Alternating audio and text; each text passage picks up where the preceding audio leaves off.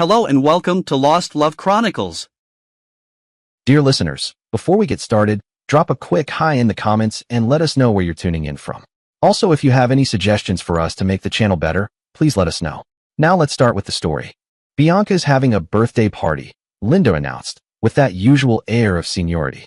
She always made a point of reminding Caleb that her 2-year age gap gave her an edge, sometimes true, sometimes just her being bossy. This party thrown by her new best friend felt like one of the exaggerated perks. Yeah, I know, Caleb said flatly. You're invited. I'm not. Whoop-de-doo. Wrong, Caleb. We're both invited. And how exactly did that happen? He asked suspiciously. Why do I get the feeling this is one of those things that works in your favor, but you're going to try to sell it like it's good for me? Well, it's more about helping Bianca. She wants the party to be mostly couples, but her little sister has to be there. So, she figured, if Serena gets a date, it doesn't throw off the whole setup. That's where you come in. You get an invite and a date. Wait, little sister? How little? She's not that little. 8th grade. Caleb raised an eyebrow. Junior high. And as much as it pains you to admit it, I'm in high school. You reminded me about that every 5 minutes last year. True, Linda said, unfazed. But think about what you get out of this. You'll be at a party with juniors. You'll have a date. Juniors will see that you have a date. That counts for something. I also have to bring a gift for that stuck-up girl who glares at me every time I pass her, Caleb muttered. He wanted to say more, but held back. Linda was quick to call him out if he went too far, though she usually let which slide. And I'm missing 2 good shows on TV for this. Please, Linda scoffed. Just showing up is a gift to Bianca. I'll get you something to give her, but you're wrapping it. Think of it this way. Doing Bianca a favor is doing Tom a favor. He'll be there, and he'll notice. You want a junior boy talking to you in the halls, don't you? So, Caleb went, grumbling internally, expecting to be bored out of his mind. He pictured lame games and awkward silence. But surprisingly, it wasn't like that. They mostly just danced. And to his surprise, Bianca's sister Serena wasn't a miniature version of her at all. She was friendly. She talked to him like he mattered. She knew he was in high school, and that alone seemed to impress her. Suddenly, he felt important. Serena was a good dancer. She could do the twist with confidence, but most of the older kids just wanted to slow dance. Caleb was decent at that, thanks to Linda's relentless lessons. He tried to coax Serena onto the floor, but she was shy around the more polished dancers. So, they found a quiet spot, munched cookies, and sipped Kool-Aid. They talked about school, how both of their sisters treated them like background noise. They laughed over shared annoyances. I like the way your sister wears her hair now, Serena said. Really? Caleb was surprised. Seems like every girl's doing that Jackie Kennedy thing. Even one of my teachers. Well, Linda looks more like her than Jackie does, Serena grinned. Soon, the party was winding down. Linda had made it clear. She paid for the gift, so she got the ride. Caleb had to walk home. Strangely, he didn't mind. Serena's company had been better than expected. Then the song Honey Bee started playing. Come on, Caleb said, standing. This one's easy. Let's dance before I head out. I promised Linda I wouldn't stay late. Serena looked a little nervous, but joined him. She stumbled at first, but picked up quickly. Caleb smiled. He genuinely liked dancing with her. When the song ended, he asked, "Want to walk me out?" They stepped outside together. That was actually fun, Caleb said. Way more fun than I expected. Serena just smiled. Caleb gave her a quick, casual hug. Thanks for hanging out. She was sweet. Different. But she was still in junior high. His usual date, Deb, was a fellow high schooler. Though lately, things between them had cooled. Deb always kept her guard up, always acted like every move was being judged. Even saying goodbye felt distant. By summer, he and Deb barely crossed paths. Caleb spent his days at the park playing basketball with the guys. He wasn't the biggest or strongest, but he held his own. He was growing fast. His mom complained about how often she had to buy him new clothes. He didn't mind. Back at school, he and Deb dated again, but something had changed. They didn't feel close. Other couples were inseparable, holding hands and sneaking little moments. Caleb didn't crave that with Deb, and she didn't seem to either. One practical concern loomed, driver's ed. It conflicted with chemistry or geometry. He wanted to drop one, but his dad was firm. You're going to college, Dad said. You're good at science. No dropping anything. No shop class. No easy way out. But I'm turning 16 in March, Caleb said. I need driver's ed. You have plenty of time to learn to drive. I didn't take a class your grandfather taught me. They reached a compromise. If Caleb kept up his grades, Dad would teach him himself after he got his learner's permit. Later that fall, Caleb spotted a familiar face in the hall. Serena. She'd moved up to his school now. Serena, he called. She looked around, puzzled, and a teacher glared at the noise. He approached her quietly. I'm Caleb, Linda's brother. We met at your sister's birthday party. Oh, of course. So now you're here too. Where are you headed? Biology and you. English. Just down the hall. Yeah. See you around. And they went their ways. Well, she was a good kid, and he kept his eyes out for her when he was going from history to English. He spoke or waved when he saw her. Deb was getting to be harder to deal with. She wanted more attention from him, but she seemed to enjoy his attention less. They didn't get all that much time to talk. Her lunch was the period before his, and they only spoke for a moment before she had to get to class. Also, Deb had to take the bus, and hers was one of the first buses to leave after school. Both of them were limited as to their phone time, and some days Deb had used up her time talking to her girlfriends before he could get her on the phone. He owed Serena nothing, and she knew that. She never asked why he didn't pay her more attention. She might be a little kid, but she was a good little kid. He started going out the Garrett Avenue door like she did after school in fair weather. It was a little farther to walk, but not all that much. She had some of the teachers he had had last year, and Mrs. Thomas for English. He had Mrs. Thomas this year, too. He could tell her a few things about how those classes operated, and she respected his knowledge. They took to walking 1 block south before he turned right. She usually turned left then, but she could have walked straight till she came to her own street. He'd always been good in math. He'd made 2 AS and 2 BS in his marking periods in algebra. Plain geometry threw him for a loop at first. If it didn't have any numbers in it, why was it a math course? Finally, he started to get the hang of it. Mostly, you were proving 2 triangles congruent. That was mostly the way you did anything else. So, the first thing you needed to know was, what were the triangles that you had to prove congruent? After that, it went easier. He got an A on his second test. If geometry was hard to understand, Deb was impossible.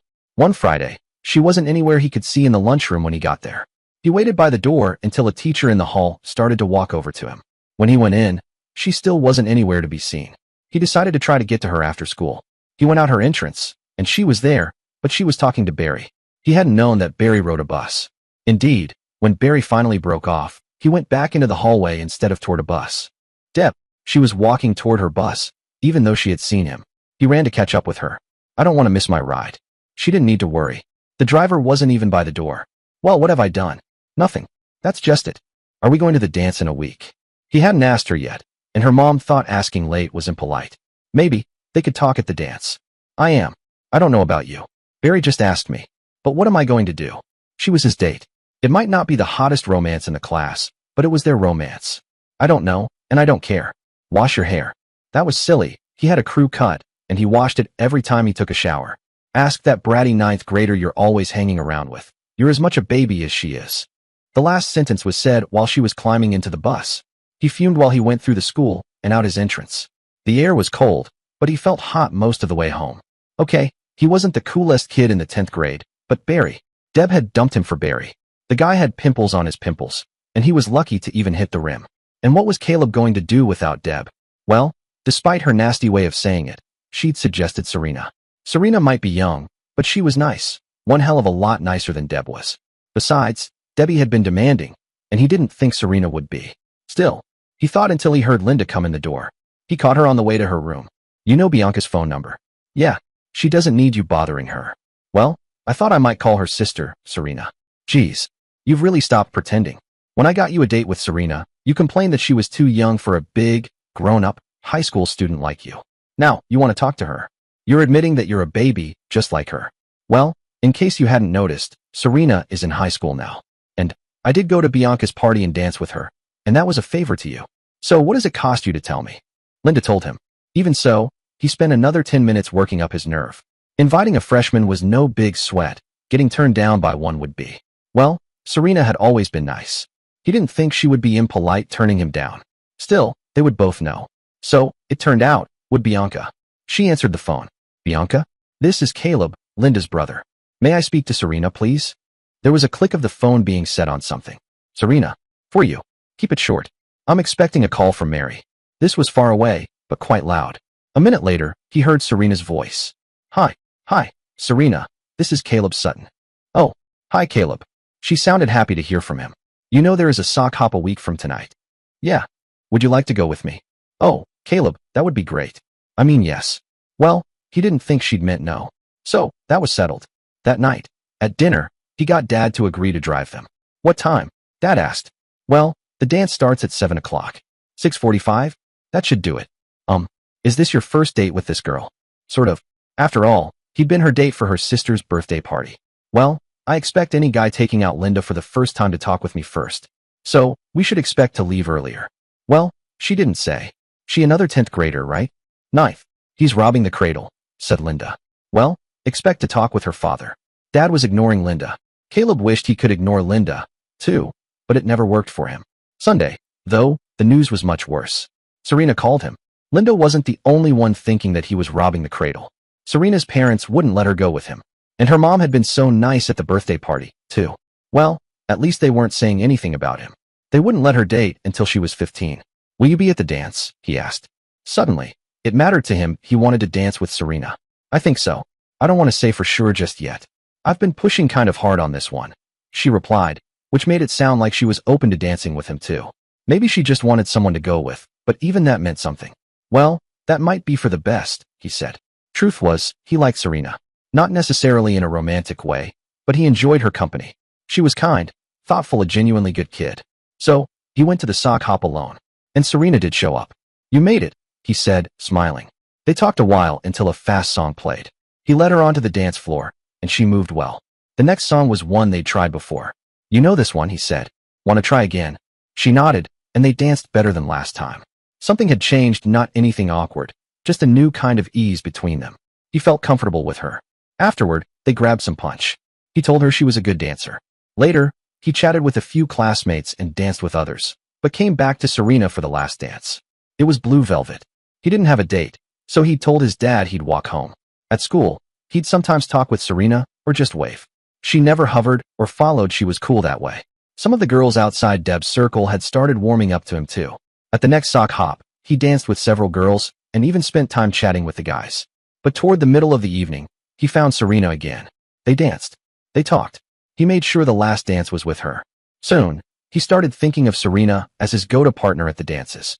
It helped him avoid looking like he'd come alone, which some girls looked down on. And besides, Serena was genuinely fun to be around.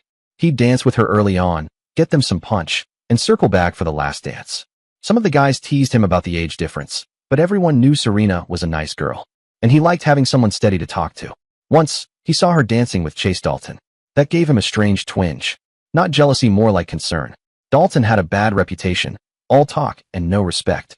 What Caleb felt was protective, almost like a big brother looking out for someone he cared about. Later, Serena invited him to her birthday party.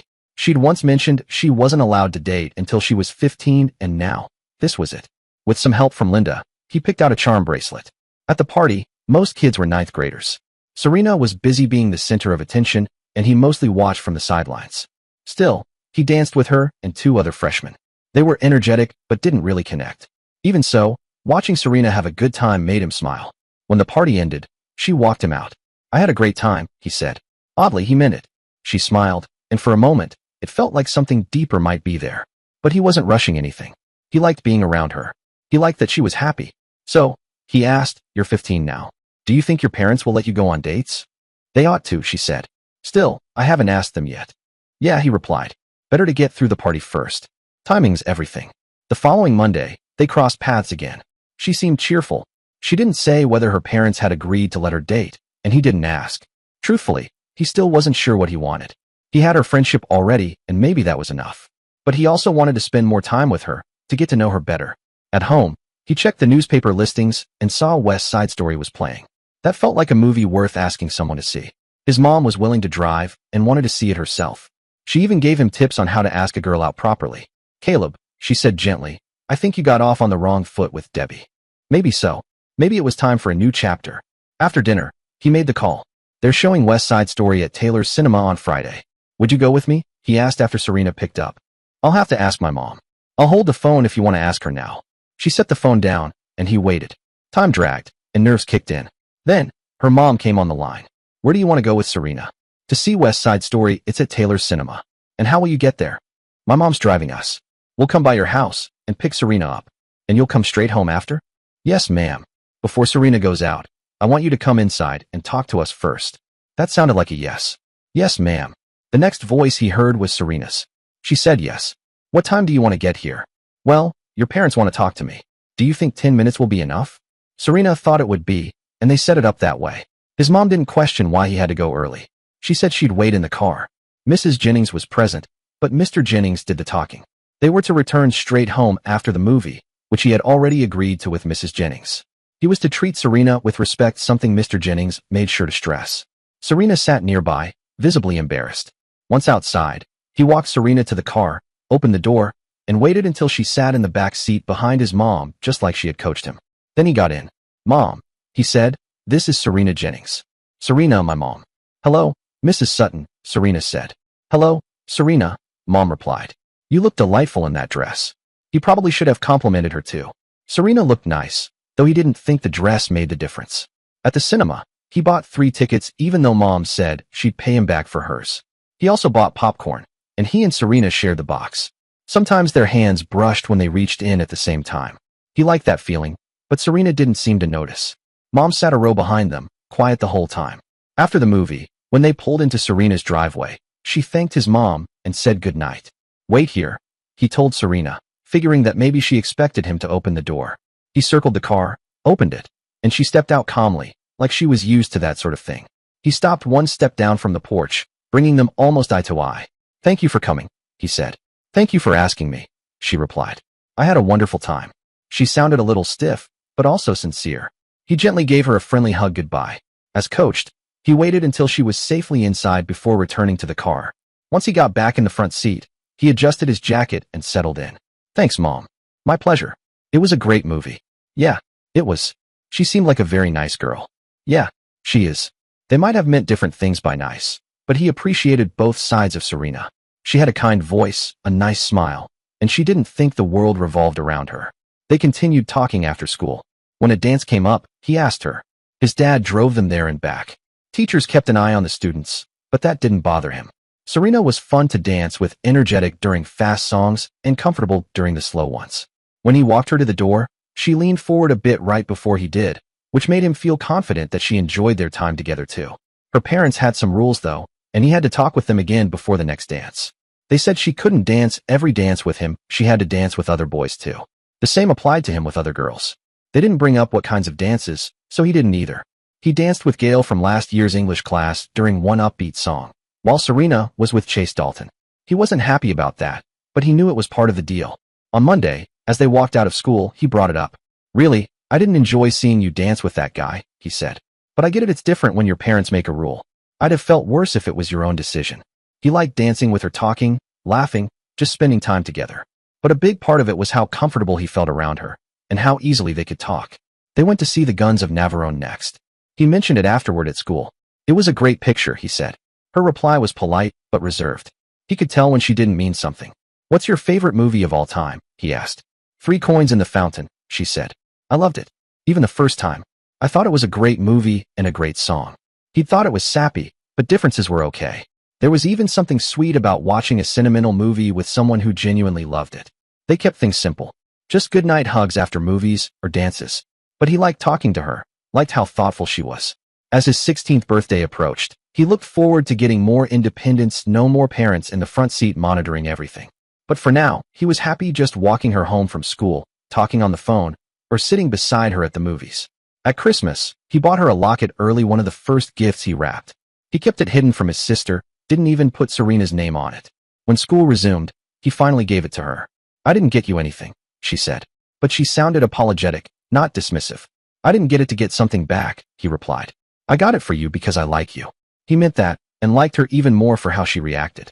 She didn't kiss him then, and he didn't ask for one. That wasn't what the gift was for. They went to the next dance, and he made sure to ask early. Serena followed her parents' rules, danced with others, but always said yes when he asked, unless she'd already promised someone else. One time, during a slow song, she came looking for him. That meant a lot. For the next movie, Dad left them alone in the theater. He took Serena's hand, and she didn't object.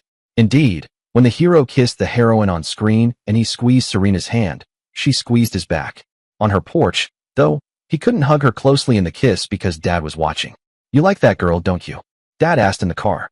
"Isn't she the only girl you date?" Dad was going to say something about her being too young. Serena wasn't too young. The only one since Deb. Mom and Dad were all in favor of playing the field. It sounded something like cheating to him. That was fairly early in the fall. "Are you two going steady?"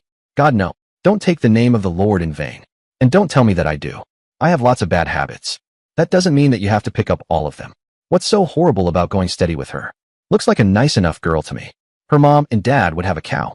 They make her dance with other guys, even when I take her. So it's her parents' rule. Yeah, and I'm just as happy. You don't want to get tied down this early. She wants more than her mom and dad will allow. I don't know how much she wants, and maybe, neither does she. As long as she wants more than she can get, she wants me, and I want her to want me.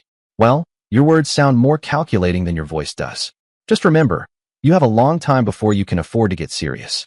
You're going to finish college. Dad and mom had dropped out to get married, and he and Linda weren't going to be allowed to drop out. If parents hadn't done it, then kids couldn't. If parents had done it, then they would decide whether kids could. At the next dance, Chase got Serena for a slow dance. He'd been too slow to ask anyone else in time. He watched Chase hold her tighter than he had ever dared to. She didn't slap Chase's face, and no teachers interfered. They were both freshmen, too. Still, he wanted more acceptance from her than not slapping his face would show. He bought Serena a Valentine soon after they started showing up in the stores, and then thought better of it. You could give a Christmas gift to a friend. You only gave Valentines to girlfriends. Then he thought it was a good idea. Then he figured it was a bad idea again. Finally, the day before Valentine's Day, he handed it to her and then walked home another way. She didn't say anything about it the next day, but she handed him a Valentine just as he turned to go home. He nearly ran for the next block before he opened it. It was nice. The stores had funny ones, too, and she hadn't selected one of those. He figured that this meant that she wanted to be his girlfriend, just as he wanted her to be his girlfriend. He buried the card under his mattress with his Playboys. He wanted Serena at his birthday party, and that meant other girls. He invited as many girls as boys, but many of them didn't come. He couldn't blame them. It meant buying him a gift, and what did they get out of it? Many of the girls came because they were going with one of his friends who would be at the party. One who didn't have that reason was Nora Sawyer. That surprised him. The important one was Serena, though. Mom had nixed spin the bottle as a game, but she had no objections to dances. She did tell him, though, that he had to dance with each of his girl guests before he could dance a second time with any. And by any, I mean Serena. Honestly, Caleb, I think it's about time you invited girls to your parties instead of just boys, but I know why you did. Well, if she was glad he did, and she knew why he did, shouldn't she encourage him more? She didn't, though. Either mom or dad was downstairs throughout the party, and they didn't act that way with Linda, who needed it more. Serena gave him a tie, and mom said it was a nice gift. Since they went to different churches, she wouldn't see him wear it.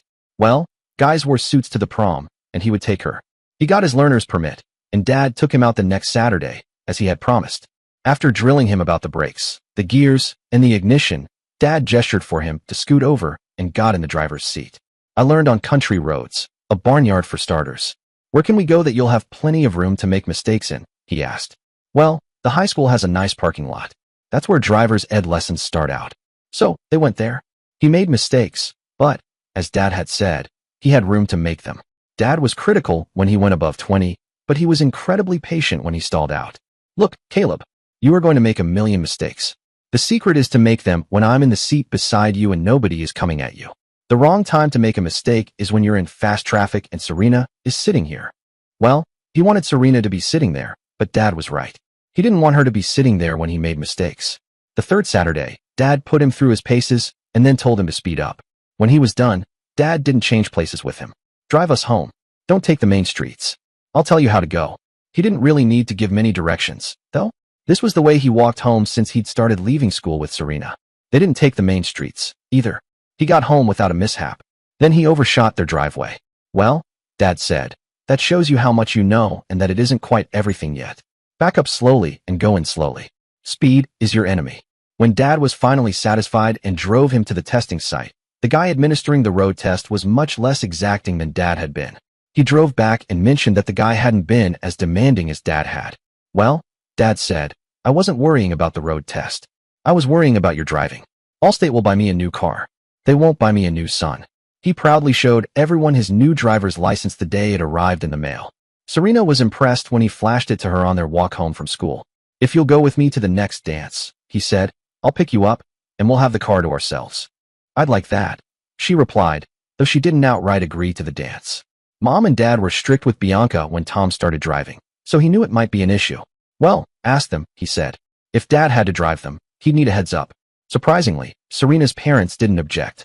Neither of them mentioned anything about stopping somewhere on the way home. But Serena must have known it was common for kids to hang out after dances. Bianca, after all, was her age and often stayed out later. He figured he'd pull over somewhere quiet, and Serena could decide if she was okay with it or not. He liked her a lot and hoped she'd want to be his girlfriend, but he'd still take her out even if she wasn't ready for more than just talking. Everyone parked after dances, but finding a spot wasn't easy, especially near the school. He scouted out a few places on foot after dark, looking for quiet, shadowy corners. The dance was a blast.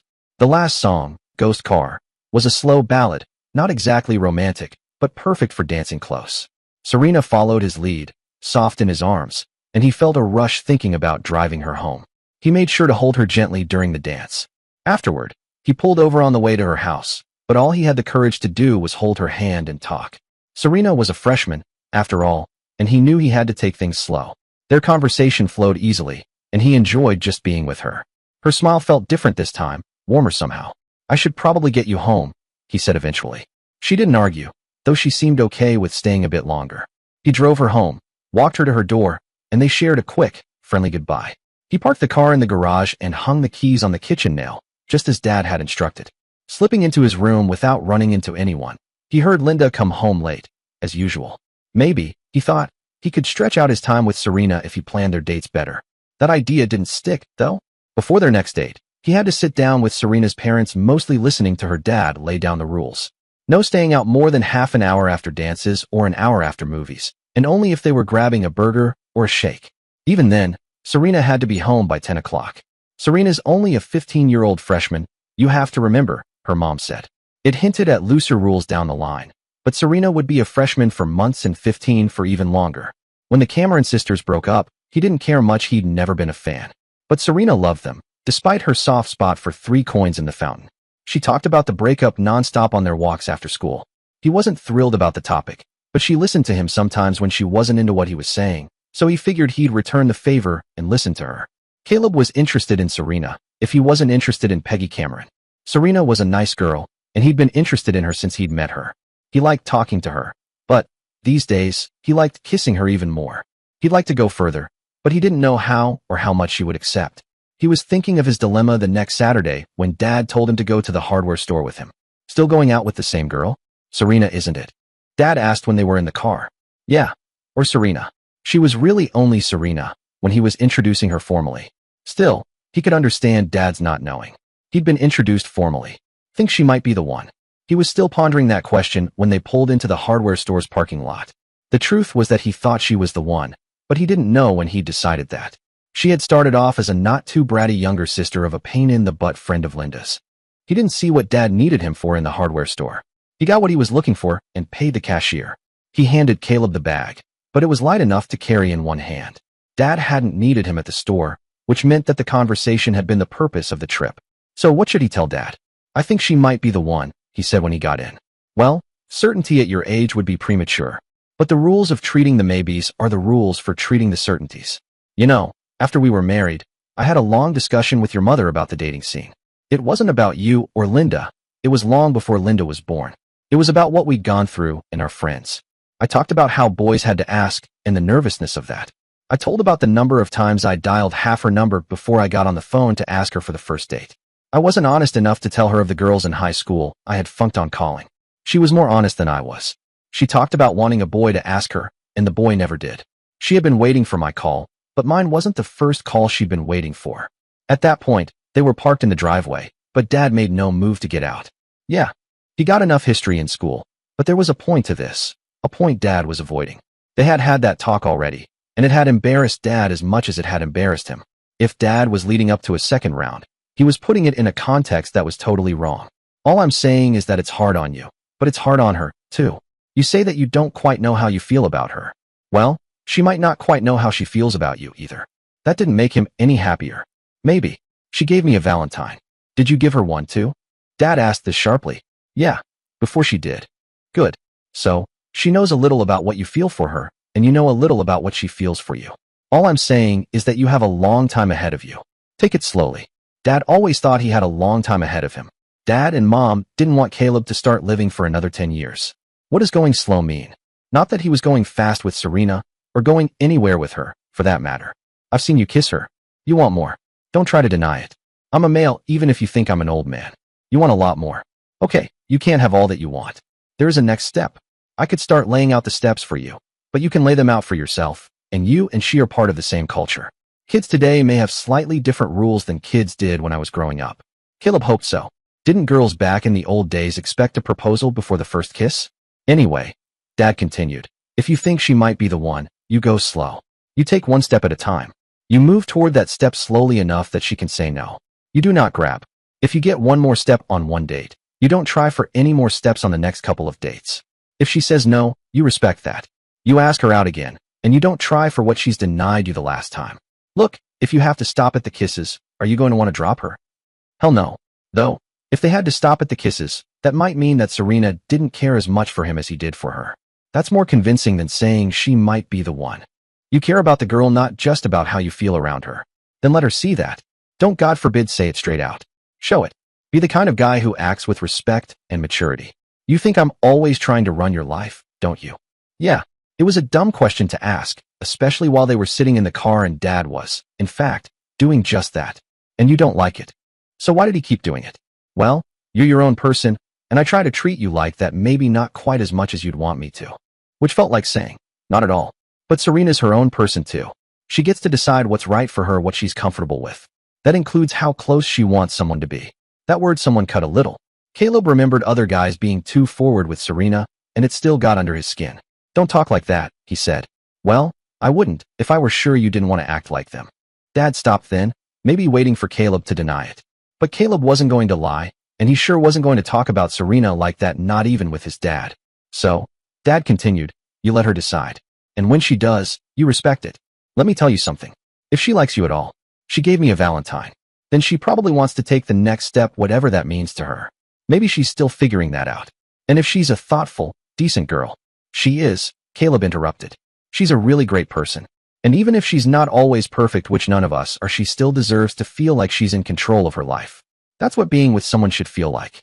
Her teachers tell her what to do. Her parents tell her what to do. Being with you should feel different. It should be her choice. Dad paused. And if she feels like she's also helping shape your choices a little, that matters too. That's part of what makes someone feel respected, especially at her age. Actually, at any age. Caleb sighed. Just being able to make my own decisions would be nice. All anyone really gets, Dad said, is to decide with full knowledge of the consequences. I'm just telling you what could happen. Push too hard, and she'll pull away. Keep pushing, and she'll walk away completely. Ask gently, and you might still lose her if it comes across like pressure. He started gathering up some tools. Anyway, that's all I've got to say. I'll take the washers in. Do what you want. But he took the car keys with him, which meant Caleb could do what he wanted on foot. Caleb went back to his room. As frustrating as Dad's lecture had been, he didn't need to think about how he treated Serena. One thing made sense. Serena had rules just like he did. Everyone told him what to do, and she probably had even more people doing the same.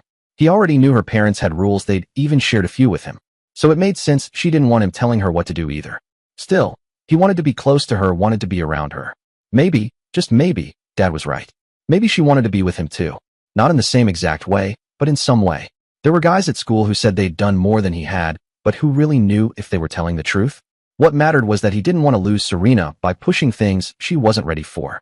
Maybe she wanted to be close, but also wanted to take things at her own pace. That didn't seem so strange. After all, Caleb wanted to be in college one day, but he didn't want 6 more years of school. Life was complicated like that. If he wanted things to grow with Serena, he needed to make space for her to say no and trust that it didn't mean never. Just not now. That Sunday, after all of Dad's opinions, Linda shifted the attention to her upcoming graduation. According to her, it was the second most important event of the year. The prom was first. After that, there'd be an all-night party at Bianca's. Caleb wondered whether Serena would go to that. On Monday, it was cold. They walked with their hands in their pockets, gloves on. He'd meant to ask her to the movies, but she talked nonstop about her sister. Bianca had broken up with Tom. He didn't really know Tom, and he didn't like Bianca much, but he listened, because it mattered to her, and she mattered to him. Finally, as they neared the corner where she always turned to head home, he cut in. Look, he said, the Alamo's coming back to the theater. Want to see it Friday? I thought it was a good movie. Why, Caleb, I'd love to. I've never seen it. Then you definitely should. Is it a date? Yes, she smiled. We'll figure out the rest tomorrow. And they went their separate ways. They didn't really have anything major to plan. Taylor's theater was only a bit farther from her house than the school, and the movie ended early enough that he'd have her home on time. During the movie, he held her hand. She didn't pull away. His dad had once told him that on a first few dates, it was best to keep things simple, just one new step at a time. Holding hands wasn't new, technically, but holding it like this felt different. Afterward, when they parked, they shared a quiet moment. He liked how easy it felt to be close to her. She didn't mind when he ran his hand through her hair or rested it gently on her shoulder. They talked, laughed, kissed softly, and he respected her comfort. When she said, "That's enough," he stopped, knowing boundaries mattered more than impulse. He walked her to her porch, said good night with a light kiss, and headed home. For the next dance, they wouldn't have much time afterward, but he was glad to have time with her during it. In the slow dances, his hand rested at her waist. At first, he'd held her a little high out of caution, but by the last song, his hand rested just above her hips. It felt natural, familiar. After the dance, in the car, he cherished the closeness they shared. He liked the way she looked at him, the way she trusted him. They didn't talk about being a couple, but it was becoming clear. They kept going to movies. When it was her turn to pick, they watched a romance. He found himself enjoying it more than he expected, especially when she held his hand tighter during the emotional scenes. He noticed every little detail, from the way she smiled to how her fingers gently curled around his. He mirrored what he saw on screen, leaning into the emotional rhythm between them. They kissed more easily now. Sometimes she'd place her hands on his face, drawing him in. Sometimes they just sat, listening to the car tick as it cooled after the drive. Once, after a date, her parents asked him to come in for cocoa. He was nervous, wondering if he'd crossed a line, but they greeted him warmly. They drank cocoa, chatted, and watched TV together. He sat next to Serena on the couch, his arm around her, keeping a polite distance. But still, it meant something. By then, they were making regular Friday plans. They started choosing movies together. On one chilly evening, when it rained and their parents had to drive them, they caught each other between classes at school just to say hi. He didn't want her thinking he only enjoyed time alone in the car. He genuinely liked talking to her, walking with her, laughing with her. When he asked her out the following Friday, she didn't even ask what movie it was. That trust felt big. That night, she didn't protest sitting in the balcony. It felt like a quiet milestone. They got into a rhythm: movies, parking, sharing time. They laughed more, talked about small things and big things. After one dance, they parked and kissed. She was relaxed, leaning into him like she felt safe there. Eventually, Serena's dad asked to speak with Caleb. He had kept his daughter out a bit too late. Mr. Jennings wasn't harsh, but firm. Caleb apologized and promised to respect the curfew going forward. He meant it. Later, when Caleb bumped into Jerry, an old classmate who once teased him for dating a freshman, he didn't like the way Jerry talked about Serena. Caleb stayed polite, but made it clear his relationship with Serena wasn't about appearances. It was about respect, friendship, and shared moments. He continued taking Serena out, even bringing her for ice cream after a movie. It wasn't about getting alone time in the car anymore. It was about making memories they'd both enjoy. And when they kissed afterward, her smile said more than words. Then came the senior prom. Though they were underclassmen, they went. He brought her a corsage, feeling awkward pinning it on with her family watching, but she looked radiant, and he was proud to be her date. They danced, swayed slowly to the music. At one point, a senior proposed to his girlfriend. Serena was impressed. Caleb wasn't in any rush, but he hoped maybe one day, they'd still be dancing. They didn't kiss much after the prom. Serena's dress was zipped up the back, and she didn't want him to unzip it. Considering how long she might need to get her dress redone, how short a time they had, and all the other complications, they just kissed. Still, if he didn't get under that dress, he stroked a lot of skin that she usually covered up. They started after 10, and he was careful to get her back less than half an hour after the prom had finished. Linda had planned to spend prom night at Bianca's, but Mom had doubts about that. She finally threatened to call Bianca's mom and check on all the details. Linda called it off. He hadn't heard anything from Serena about that party, and he had his suspicions. If Linda were going to spend the night, though, and not spend it with Bianca, what were she and Larry planning to do? Right after the prom was graduation. He was totally in the shade. He and Serena talked after school every day, and he sometimes walked further toward her home. Even they, though, talked as much about their sister's graduation as about themselves. Mom got him a job as bag boy starting after classes were over. He wasn't thrilled, but Linda got a job as cashier too. Anyway, Mom and Dad agreed that some of his earnings would go into a savings account to be spent when he went to college, and some would be his spending money, more than his old allowance. He learned 3 things in his first week of working. 1. There were things more boring than school. 2. Bag boys, unlike cashiers, got occasional tips. 3. Extra income didn't do him any good when he didn't have any place to spend it. He started to get used to the hours, and he discovered that Wednesday was his day off. Well, he knew how he wanted to spend his time off. The question was whether he could. He called Serena the Wednesday night after he got paid. "Well, hi." She sounded happy to hear from him. He explained that he was working at the A&P. "Look," he said as he wrapped up, "I work most weekends now, and the hours are awful. And, of course, there aren't any dances coming up. But would you like to go to the movies next Wednesday?" "Well, it's not a school night anymore. I'll ask." She set the phone down gently, so softly, he barely heard the click. When she picked it back up, her voice was filled with excitement. She said yes. He liked how she phrased that. It wasn't about whether Serena wanted to go, it was about whether she could. He picked her up a little early. Her father, Mr. Jennings, answered the door, but instead of giving him a hard time, he spoke kindly until Serena came downstairs. They had a lot to talk about, but he started with something simple. "I really enjoyed dancing with you at prom. Did you enjoy it?" "Yeah." "Ankles all right now?" he asked with a grin. She giggled. "Yeah."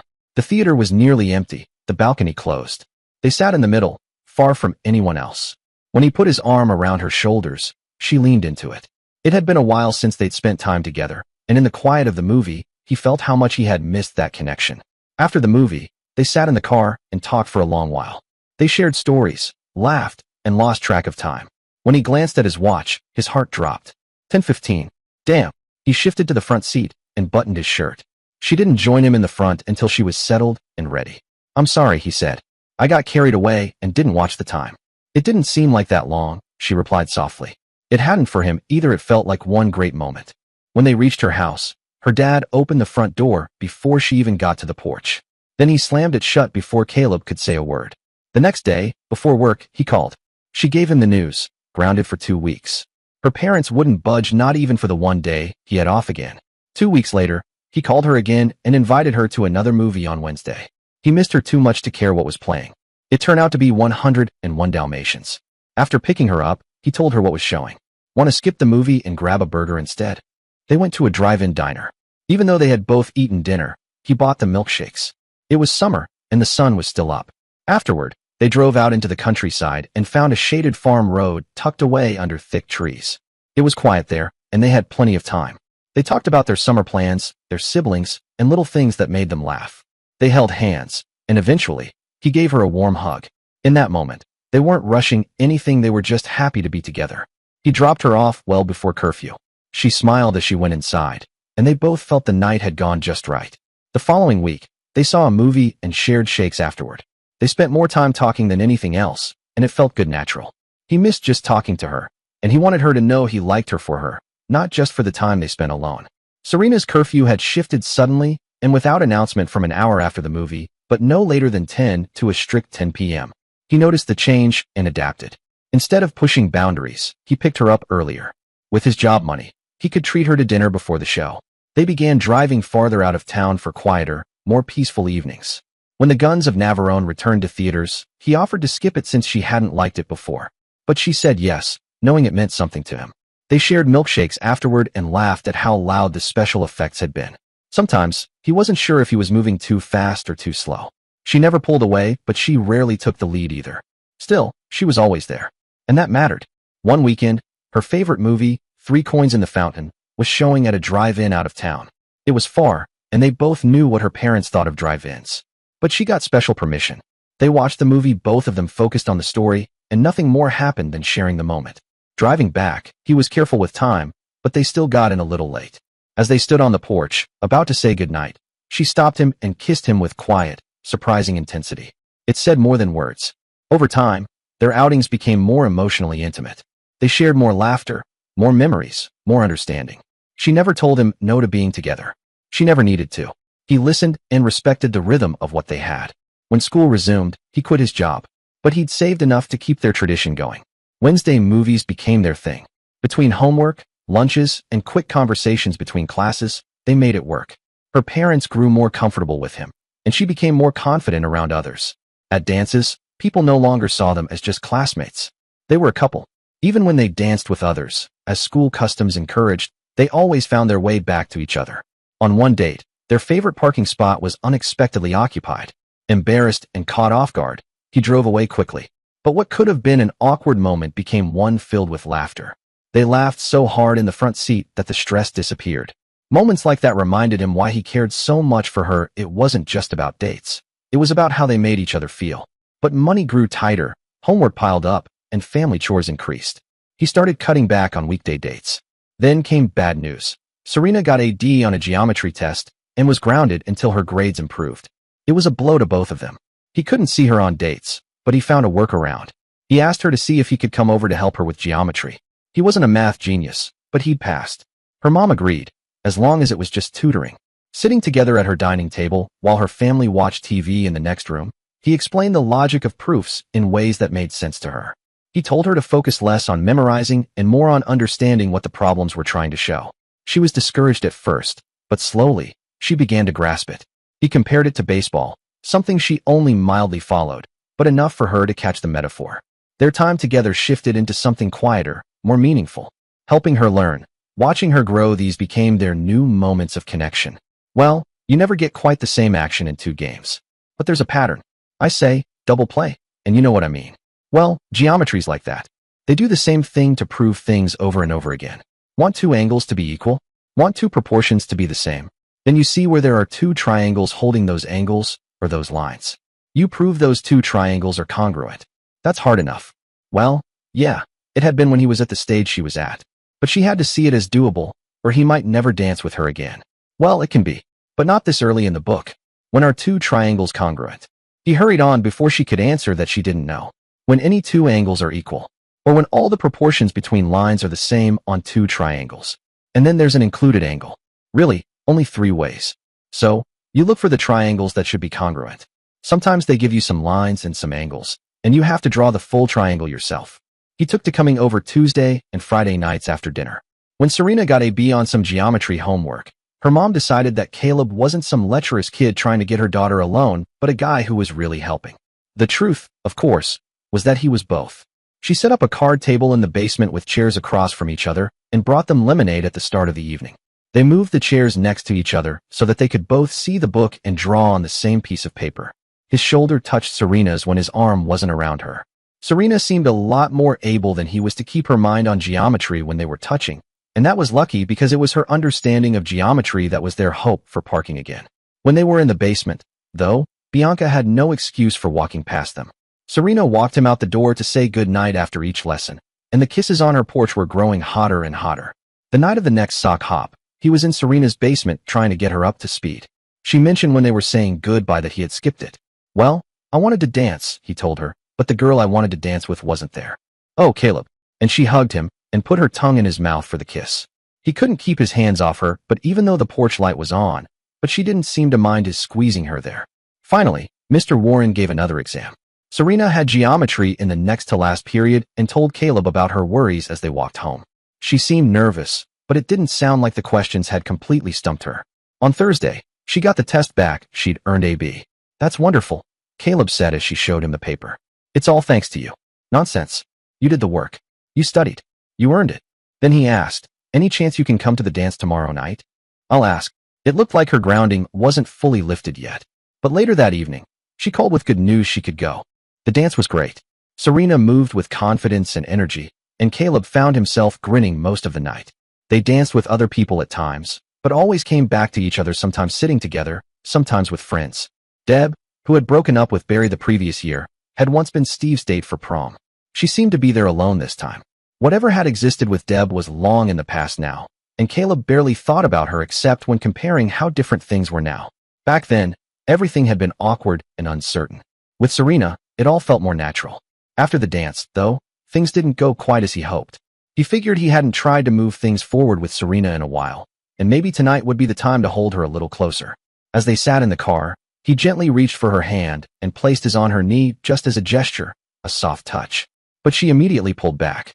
Caleb, what do you think you're doing? He was stunned.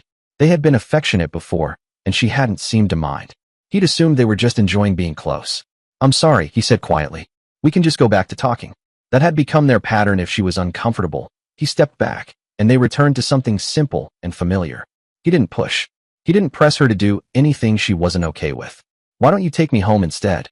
He nodded. She had made her feelings clear, and he respected that. Still, he couldn't help but feel disappointed. He wondered how she'd act when he dropped her off. Would she still smile? Would she hug him? Would there be anything left of the closeness they had built? That weekend, he replayed the moment over and over. Maybe she was angry. Maybe she was done with him. It reminded him of when Deb had grown cold before ending things. Maybe Serena was heading down the same path, growing distant, bit by bit. On Monday, during lunch, he watched her carefully. She seemed a little tense, but she wasn't upset. She didn't snap at anything he said. Then she surprised him. "Can you come over Wednesday to help me with geometry again?" "Of course," he said, trying to sound casual, but inside, he felt a wave of relief. Maybe things were okay after all. They usually studied on Tuesdays and Fridays, so Wednesday felt like an excuse to spend more time together. He wasn't going to question it. That night, she called again, this time with an unexpected offer. Her mom wanted to invite him to dinner on Wednesday night, before they studied. It was a huge shift.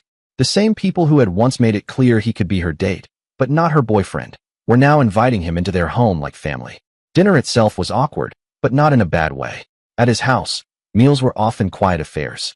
Here, everyone seemed to be feeling their way through the evening. He thanked her parents for the invitation and complimented the food. Mr. Jennings asked him about school and his plans for the future.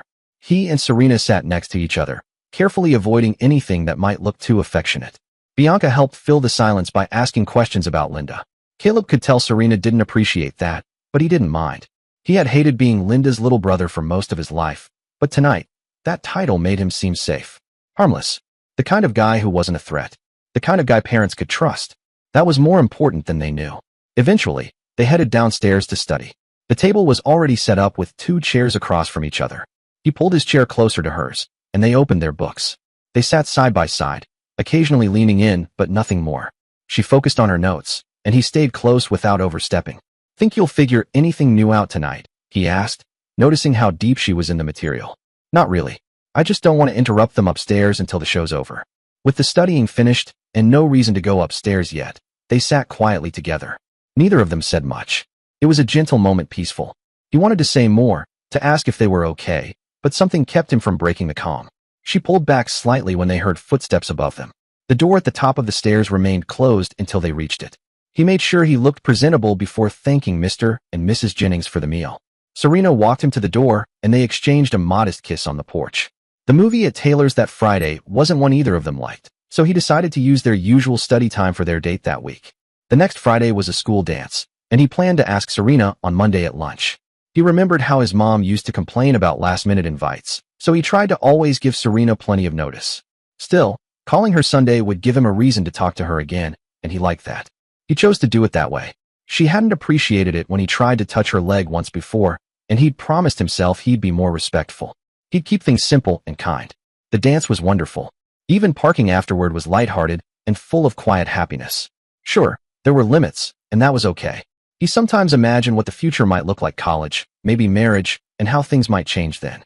For now, he cherished the little things.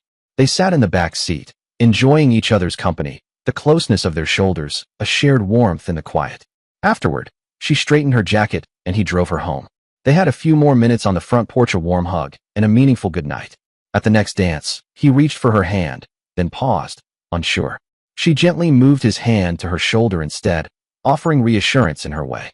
He took that as a sign some boundaries would remain, and some would grow, but trust and care mattered more than anything.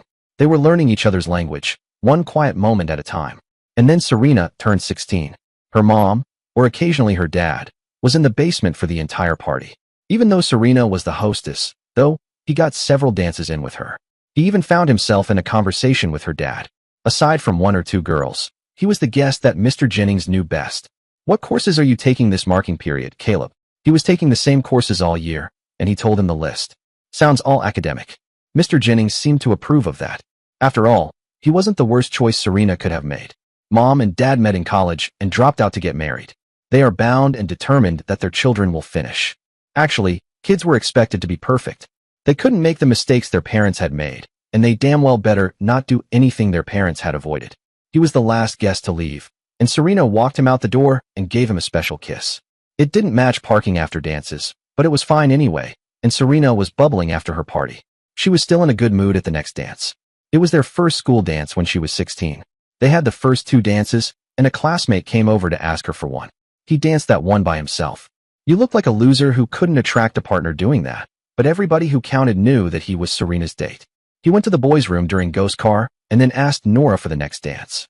It was Honey Bee, and it reminded him of his first dance with Serena. He sat out the next dance, and then went looking for Serena. They could have one more dance before the last one without stretching her dad's rules too much. He couldn't find her, and she wasn't on the dance floor either. He was getting desperate when he finally saw her. She was dancing with another sophomore. He waited while the dance ended, and they talked for a minute. Then he got to her without moving so fast that it was clear that he had been worried. "May I have the next dance, please?" he asked her. She was his date, but dances were favors she granted, not his right. He even asked her for the last dance of a night. "I don't know, Caleb. I'm feeling tired." Considering that she had only danced the last dance out of 3 in which he'd been looking for her, that sounded strange. "You danced, though."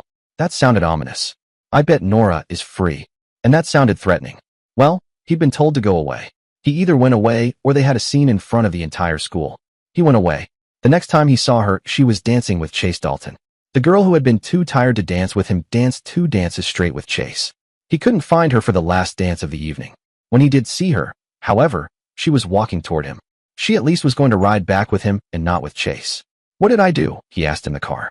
At least when she'd pushed his hands away, he had known what he'd done wrong.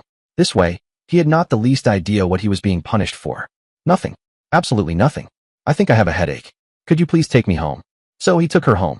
He started to get out of the car to walk her to her front door, but she got out faster than he did and ran to the house.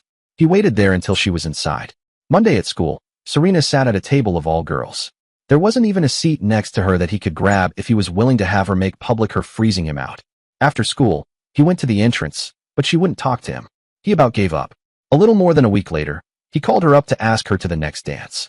That was during the day Saturday, asking for the next Friday night. "I'm sorry, Caleb," she said. "I'm busy that night. Goodbye." Well, he'd been well and truly dumped for the second time in his life.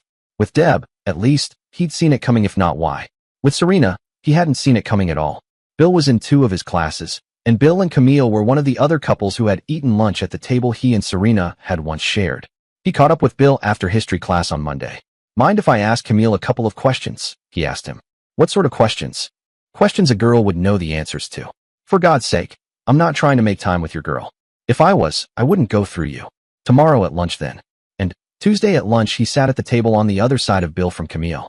"Look, Camille," he asked, "do you know whether Nora Sawyer has a boyfriend now?" "She doesn't." "What happened to you and Serena?" "That was a damned good question. I'd like to know that myself," he confessed. "She won't speak to me, even to tell me that." Still, he had a chance with Nora. At least there was nobody who'd want to fight him if he asked her to a dance. He did the next morning before first period. "Nora, would you go to the dance Friday with me?" "Why, Caleb, what happened to Serena?" "I'm not going with her anymore." "Then I'd be happy to. Give me your phone number, and I'll call to set up the other details." When he called to get her address, she told him to pick her up early and speak to her dad. Caleb, Bill called him going out of history class Friday morning. They walked together until the kids around them weren't anybody they really knew. "You and Serena had a song. You danced it with another girl." "That's what Camille told me." Serena is still upset. At first, he couldn't think of what song. Then it came to him. It had to be Honey Bee. It was the first slow dance they had shared. For that matter, it was the second. And he danced it with Nora. What Serena had never told him was that she regarded it as their song. Well, you couldn't understand females. Dad said he didn't, and he'd been married forever. When he found Nora's house, Mr. Sawyer met him at the door and let him in. He set a 10:30 curfew since it's a first date. When Nora came downstairs, they left for the dance. After the 2 first dances that night, he almost left Nora. But Mr. Sawyer hadn't said anything about her dancing with other guys. "Are you supposed to dance with other guys when I bring you?" he asked. "Does your dad or mom insist upon that?" "Why no? That sounds weird." "Well, some parents do, and parents are weird." "Well, instead of this dance, would you like some Coke?" So, they sat out that dance. They danced most of the time, though, and they danced with each other. Afterwards, he found his usual parking space. "Would you like to get him back?" he asked, and she got him back immediately. He'd been telling himself to take things slowly with Nora. She was a kind person, thoughtful and different from others he'd known. She was a junior, and he knew the expectations for juniors were different from those for sophomores, or even freshmen like Serena had been during most of their time together. In the back seat, he gently held her face in his hands before kissing her. It was a safe place for his hands, keeping them steady. They kissed for a few minutes. Then he kissed her cheeks and forehead. When he returned to her lips, their kisses deepened, and he felt a spark. He held the back of her head, kissing her with care. As he relaxed, his hands moved to her shoulders. He paused to check his watch, but they had plenty of time. He returned to kissing her, his hands resting lightly on her arms. Later, he checked the time again. It was nearing her curfew. Maybe we should move to the front seat, he suggested. On the way, she adjusted her blouse, tucking it neatly into her waistband. Let me know when you recognize where we are, he said. I'm not sure of the best route to your house. She guided him, and he memorized the path. Her neighborhood was unfamiliar, farther north and west than the high school, unlike the streets around his place or Serena's, which he knew well. When they reached her house, she stepped out before he could. Did I do something wrong? He asked. Not at all, she replied. Don't you want me to walk you to the door? He was tired of guessing what people expected. She stayed quiet as they climbed the porch steps. When he thanked her for the date, she paused, then kissed him back warmly, her arms around his neck. It was a long, heartfelt kiss before she opened the door. Talking to Nora at school was tricky. He called her Monday evening to ask her to a movie on Friday. When he arrived to pick her up, she wasn't ready. He made small talk with Mr. Sawyer, her dad, until she came downstairs. Her two younger sisters stared at him curiously, like he was a rare artifact. Nora shot them a look, but was kind to him. At the theater, she led the way to the balcony seats while he grabbed popcorn. When he put his arm around her, she leaned into it comfortably. Later, in the back seat, he carefully unbuttoned her blouse. She deepened their kiss, pulling him closer. He touched her shoulders and arms, feeling the warmth of her skin. When he reached for her jacket, she shifted to make it easier. It took a couple of tries, but he managed to adjust it. She stayed relaxed, clearly keeping her blouse on. Her presence felt different from Serena's, unique in its own way. He wanted to be closer, so he kissed her cheek, then her neck, moving gently downward. He brushed his lips against her collarbone, savoring the moment. Caleb, she said softly, guiding him gently. Not so fast. Sorry, he replied. Gently, she said, directing his attention. The connection was warm, like their earlier kisses. His back ached after a while, so he straightened up, kissing her face again before returning to her lips. Checking his watch, it was past 10:30. She glanced at her own, but didn't comment. Maybe his was off. He got out first, adjusting his jacket as she fixed her clothes. She tucked her blouse into her skirt, then joined him in the front seat. He drove to her house without needing directions this time. The porch was dark. Thanks for the date, he said on the porch. Thank you, she replied, waiting for his kiss. When he leaned in, she pressed closer, their embrace warm and steady. Her mouth met his with ease, and they lingered until a bright light flashed. She pulled back, checked her watch, and flung open the door. Karen, she shouted. I'm going to get you. A giggle echoed from inside. Turning back, she said, Caleb, I'm sorry. Now you see what I deal with. Thanks again, it was a great evening. She stepped inside and closed the door. His watch read 10:51. When he called her Monday, she explained, the porch light stays off until 11 o'clock when I'm on a date. When Dad turns it on, I have to go inside right away. When Karen does it, it means she's up past her bedtime, and she thinks it's hilarious. I get it, he said. I have a sister, 2 siblings can be a pain. Anyway, I called to ask you to the sock hop on Friday. Thank you, she said warmly. When he arrived, she was ready and slipped out quickly, avoiding her family. They were getting better at dancing together. During a break, they sat with another junior couple, Ted and Paula, who shared some of Nora's old school friends. He and Nora knew the same people, even if their closest friends differed. In the back seat later, Nora adjusted her own clothes during their first kiss. He kissed her face, ears, and neck before moving lower. When he reached her collarbone, she held him close, warmth radiating between them. At her house, the porch was dark. He pressed her gently against the doorframe, holding her waist as they kissed. When the light flashed on, he startled, and she straightened up, heading inside. The next Friday, his parents were going out. He called Nora for a Saturday movie date. He overheard his parents return late from their party, laughing loudly, Dad, clearly tipsy. They'd had a great night, but he was focused on his plans. Saturday brought heavy rain, with warnings of worse to come. Can't you cancel? His mom asked. Driving in this weather isn't safe. It's not just the rain that causes accidents, he replied. That's my car, Dad said sternly. One more word, and you're walking or swimming to the movies. Yes, sir, he said. But Nora hasn't canceled, and I don't want to back out just because of some rain. If she wants to, that's her call. When he got to Nora's, Mr. Sawyer answered the door. Nora stood behind him in jeans and an oversized flannel shirt that looked like it had once belonged to someone else. With this weather, Mr. Sawyer said, I want you to come right back after the movie. You can come in, but we don't want to be worrying about Nora all night. Caleb nodded. He couldn't argue with that. A trip down a muddy dirt road wouldn't be pleasant in the rain anyway. Nora grabbed her raincoat, and he opened his umbrella to walk her to the car. They sat in the balcony at the theater, their coats on their laps. They kept close, shoulders brushing, and though they didn't say much, the quiet was easy between them. After the movie, the rain was heavier. He ran to get the car, while Nora waited under the awning. She dashed out when he pulled up, laughing as she jumped over a puddle. Back at her house, they walked up the driveway, sharing the umbrella. Mrs. Sawyer met them at the door. "Let me take your coat," she said to Caleb, and led them into the kitchen. On the table were 2 place settings and a small cake. "There's ice cream too," she added with a smile. "Not what I'd choose in this weather, but I know what kids like." She waited until Caleb sat, then gently shut the kitchen door behind her. Nora served him a generous slice of cake and took a smaller piece for herself. "Coke or ginger ale?" she asked from the fridge. "Ginger ale. The ice cream's chocolate." "Want some?" "Please," he said. If nothing else, the Sawyer family was feeding him well tonight. They ate in silence. The kitchen was warm, and the sound of the storm outside only made the quiet feel more intimate. Before they were finished, Nora stood and tiptoed to the storage room in the corner. She opened the door and peeked in. "No babies in here for once," she said over her shoulder. "Give me a minute." He heard her walk upstairs. When she returned, she was in slippers. She dragged a chair over and wedged it under the doorknob. Then she moved her plate beside his and sat across his lap, smiling. She looked him in the eyes. "Your cake tastes better than mine," she joked. He smiled, touched by how easy it felt between them. He kissed her gently on the cheek.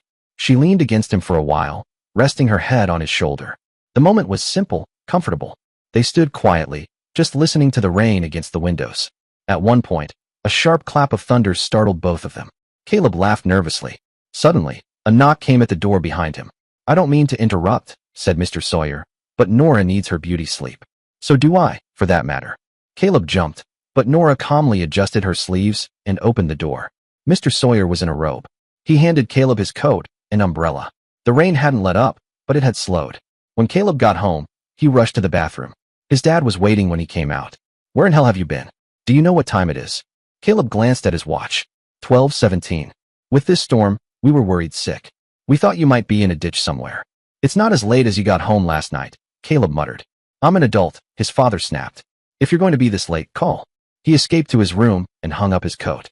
In the morning, his father woke him early for church, which they hadn't strictly enforced since Caleb started working at the supermarket.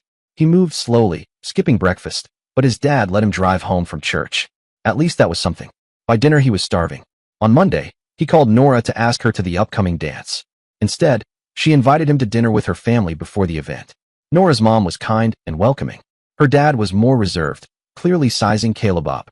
Still, he was polite. Caleb told them about school, his plans for college, and his old summer job as a bag boy. "Work too hard?" Mr. Sawyer asked. "Harder for me than most," Caleb said. "My mom got me that job, she worked there as a cashier. So did my sister." Mr. Sawyer chuckled. Caleb didn't find it funny. He wanted to stand on his own, not under his mom's shadow. When dinner was called, Nora came down with her sisters. Her dad and mom sat at the ends of the table. Nora sat between Caleb and her dad. Her sisters, Karen and Martha, sat across from them. Grace was short and simple. Then came the food spaghetti, and it was surprisingly good. Karen started talking about a math test. "Fractions are hard," she complained. "They're hard to add," Caleb said, "but not to multiply." "You've ridden the L?" She nodded. "Well, it's like train tracks. One's for numerators, one's for denominators. The wheels don't jump tracks, and neither should you. But then you have to simplify," she said. "It's the same thing. You multiply 2/3 times 5/6. Well, 5/6 is 5 over 2 times 3. The answer is 2 times 5 over 2 times 3 times 3. That's 2 over 2 times 5 over 3 times 3. You know what 2 over 2 is? 1. And what's 3 times 3? 9. So it's 1 times 5 over 9. And 1 times anything is that thing. So, your answer is 5 over 9. The only problem is finding the ones to take out." Mr. Sawyer was looking at him. "Sorry, it wasn't my place." "Be my guest," said Mr. Sawyer. "Are you sure that isn't what you want to do with your life, teach?" "Sir, I've spent my life in classrooms, and I'd be happy if I never saw another. The idea of spending the rest of my life there is enough to make me cut my throat." Mr. Sawyer laughed, and Mrs. Sawyer joined in. Nora and her sisters, who faced classrooms every day, didn't find it any funnier than he did. "You understand," Mr. Sawyer said when blueberry pie had been served for dessert, "that midnight was a special case because we wanted you to come straight back here. Nora's curfew tonight is 11 o'clock. You set the rules. I understand that. You were no help," Nora said in the car. "I think that having to be in by 11 is ridiculous." "Well, I didn't say that it was the right rule. I said that he set the rules. You can fight your family all you want. They're still your family. If I try to fight them, they'll say that you can't date me. And you want to date me? She asked. No. I'm in this car by accident. There was a long pause, while he thought that his sarcasm might have been a mistake. Of course, I want to date you. I asked you, and I asked you for the other dates we had. After you asked Camille. I asked Camille about you. I didn't ask her for a date. I asked Camille in particular because she would know, and she wouldn't get insulted that I wanted you and not her. She was with Bill. Still is. He couldn't figure out why they were having this fight. And it was a fight, although they hadn't raised their voices. What was bothering Nora? Look, if I've done something wrong, tell me. Tell me straight out. You haven't done anything to me, though you did pay more attention at the table to Karen than you did to me. Well, I wanted your family to like me. I thought that you already liked me. I do like you.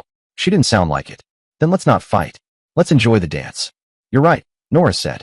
And for the most part, he did enjoy it. But when Serena danced by, laughing and twirling for Chase, Caleb felt that awful pinch in his chest. That sight. Not enjoyable at all. Later that night, when they sat in the car parked quietly, Nora leaned into him, and they shared a long, tender kiss. As things settled into a rhythm, he reached toward her, but Nora gently pushed his hand away and gestured for him to relax. He felt confused, unsure, until she reached for his hand and held it herself. It was simple, but it carried a quiet message, one he tried to understand. Be gentle with me tonight, Nora said, smiling faintly. Last week, someone noticed a mark on my neck. I'm sorry, he said. Don't be sorry. Just be thoughtful. So, they sat back together, close and quiet. She rested her head on his shoulder. Later, before curfew, they shared soft, slow kisses on her porch. When he held her hand a little longer than usual, she didn't pull away. When he slipped his arm around her, she didn't resist, but she also made sure they kept it simple. At one point, he moved too quickly, and she quietly redirected his hand to her back. He held her gently, kissed her again until the porch light flicked on. She gave a tiny sigh, smiled, and stepped inside. They were clearly a couple now. Nora's parents were stricter than his, and he could understand why. She was the oldest of 3 daughters. He managed to negotiate a little more freedom for himself, though his mom reminded him it didn't count when Linda was home. Fair enough, and it didn't matter much anyway. Nora had fewer chances to get out than he did. The tricky part was finding time to actually talk. At school, there just weren't many chances. Still, he called her Monday to ask her out for Friday. He tried not to think about how upset he'd be if she ever said she had other plans. As fall deepened and the weather turned colder, his outdoor basketball days were over. Gym class was the only place left to play. He was decent, but definitely not good enough for the team. On their next date, Nora wore a zippered jacket and took it off once they sat together in the movie balcony. She folded it on her lap and leaned against him. After the movie, the car heater worked overtime, but the back seat was still chilly. She kept her coat on this time. When he reached for her hand, she took it but held it close to her lap. Your hand's cold, she said, breaking a kiss with a smile. Sorry. Well, it's not your fault. My lips are warm though. Prove it, she said playfully. He kissed her cheek, her forehead. She leaned into it. But when he shifted his hand again too quick, she caught his wrist gently and held it in place. That's enough, she said. I'm sorry. I can move it if you let go. I didn't say you went too far, she answered quietly. I just said that's enough for now. So he stayed where he was, resting his hand lightly against her arm, and they talked in soft voices until it was time to head back. At the next school dance, they were doing a relaxed two-step when Serena spun by with her arms looped around Chase's neck. She had never danced like that with Caleb, not even close, and it had only been 2 months since she ended things. The sudden wave of emotion nearly made him misstep, but Nora steadied him. When they left the dance, he wore gloves. He didn't take the left one off until they were parked. She noticed the difference and smiled. He held her hand, and she allowed it to linger on her knee just a little higher than last time. Small gestures, but he saw them. After the next movie, they followed the same quiet pattern. On her porch, he kissed her and gently drew her close. She tensed for a moment, then relaxed, letting her forehead rest on his shoulder. They held each other close, sharing warmth more than anything else. Suddenly, the porch light came on again. They both looked at their watches. 7 minutes left by mine, he said. Nora tugged at the doorknob. It was locked. Damn you, Karen, she muttered. I will murder you. She fished out her key and opened the door herself. The next time he picked Nora up before the dance, he arrived early. Karen answered the door. Fractions are a little easier the way you explained them, she said. I got a C on my last test. I'm glad, Caleb replied. You know, I've got an older sister too. I didn't know that. Yeah, and we fought a lot, just like you and Nora. Still, I never did anything to you, right? No. And when you flip the porch light on just to mess with her, you're not just bothering Nora. You're bothering me too. Doesn't feel fair after I helped you with your math. At that point, Nora came downstairs. They left together. After the dance, in the car, Caleb put his hand on her knee. She paused. That hand is freezing, she said. I'm sorry I wore gloves. It still feels like ice. You might like that. But me? She shivered. It's like sticking my leg in the freezer. She didn't take off her jacket, and that night, they only kissed. You might not have liked this date, she said gently. That's not true. He'd hoped for more, maybe expected more, but he had enjoyed the dancing, the music, the quiet time with her. I asked you to come, and I meant it. Yeah, but I was your second choice. You wanted to dance with Serena. Nora, his voice came out sharper than intended. He caught himself. I'm sorry, he said, softer now. I'm not upset with you. Just with myself. I messed that up. She nodded. She understood more than he said. He drove her home. They still had a few minutes, but neither of them suggested staying out. On the porch, she looked around quietly, gave a small shoe motion with her finger, and unlocked the door. Before she stepped inside, she turned and stepped into his arms. Just a hug, and a soft kiss, quiet, close, real. It didn't need to be intense. It mattered. At the next movie, I kept my arm around her shoulders, cautious and respectful. She didn't shy away. She simply shifted a little and settled in. We were learning each other's boundaries, not pushing, just being present. Some days she leaned into me, others she held back. But I never crossed the line she didn't want me to. Somehow, the pauses we took didn't feel like setbacks. They were part of something honest. Later, she invited me to dinner at her place before a date. She'd made the main course herself. Her family's plans around Thanksgiving meant we couldn't go out that Friday, but when I asked her to the next school dance, she smiled and said, "Why thank you, Caleb." At the dance, I held her hand a little longer than usual. She didn't pull away. There was a quiet warmth in that gesture, reassuring and steady. For Christmas, I gave her a locket. She gave me a tie clip. I wore it proudly, even if it reminded me of Serena sometimes. Linda came home for the holidays, and I stayed with family, but Nora understood. We kept in touch, and when school resumed, so did our usual dances and movie nights. Everything picked up where it had left off. One night in March, a storm swept through town. After a school dance, rain poured down. I didn't have an umbrella. Wait here, I told her and ran for the car. It took a while to get through traffic. When I pulled up, she dashed in. Just take me home, she said. Don't walk me to the door, just watch from the car. Keep it locked. She wasn't angry, just cautious. I watched her reach the porch where her parents waited. Thunder rolled as her dad turned off the flickering TV. Were you worried about me? She asked. We were starting to be, her dad replied. Same rules as last time? She asked. They nodded. I apologized for not calling ahead. No one expected the storm. You need something to dry off, Mr. Sawyer said. I'll get it, Nora offered, already soaked. She and her mom went upstairs. Her dad handed me a Coke float. You're not imposing, he said. Nora might be, but we'd rather she be here than caught in that. Nora returned in comfortable house clothes, towel in hand. Her dad went upstairs soon after. We drank floats in the kitchen, exchanged quiet jokes, talked about everything and nothing. The storm outside only made it feel more peaceful inside. At one point, she pulled a chair to the door. So the monsters don't get in, she said with a smile, mimicking her mom's old bedtime routine. She sat next to me shoulder to shoulder. We didn't say much, but the silence felt easy. She leaned her head on my shoulder. I brushed a stray hair from her face. She looked at me and smiled. Later, she stepped away for a few minutes. When she came back, it was nearing midnight. It's about that time, she said gently. Yeah, I agreed. We hugged, shared a brief kiss, less passionate, more familiar. Her dad came back downstairs just as I was grabbing my coat. He nodded at me. I waved goodbye and drove off. That night in bed, I thought about her. About the way she looked at me, how calm her voice sounded, the way she simply fit. We were slowly getting somewhere, even if life didn't give us much room for it. Later that week, when we were parked, she took my hand and gently rested it on her knee. It wasn't a signal for more, it was a gesture of trust. You're nice, she said softly. I smiled, though I wished she had said something more certain. Glancing at my watch, I said, we've got less than 20 minutes. She fixed her skirt. I started the car. I wish we had more time, I said. Maybe Saturday, she offered. If we go to an earlier movie, could you stay out longer? Then we'd have to eat earlier, she said. Or bring food. A picnic. She nodded. You bring drinks. I'll bring food. Back at her house, I walked her to the door. We shared another brief kiss before the porch light clicked on and she went inside. The next day, I thought about asking for the car on Saturday.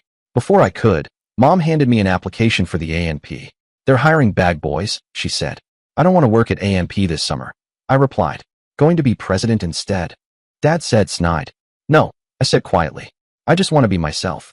Stand on my own. They didn't like that answer. So after school, I walked around town applying at small businesses. Most weren't hiring. Then I tried the hardware store where Dad shops. They let me fill out an application and even offered me a job. I waited until the next lecture at dinner to drop the news. I tore up the A&P application. I said. Dad was angry, but I didn't waver. I'll get you another one, he muttered. And this time, I'll stand over you while you fill it out right. But I'd already found what I needed on my own terms. But I've already accepted the job in the hardware store. What? Dad looked flabbergasted. I went to the hardware store. You can get there on the bus. I filled out their application, and I got the job.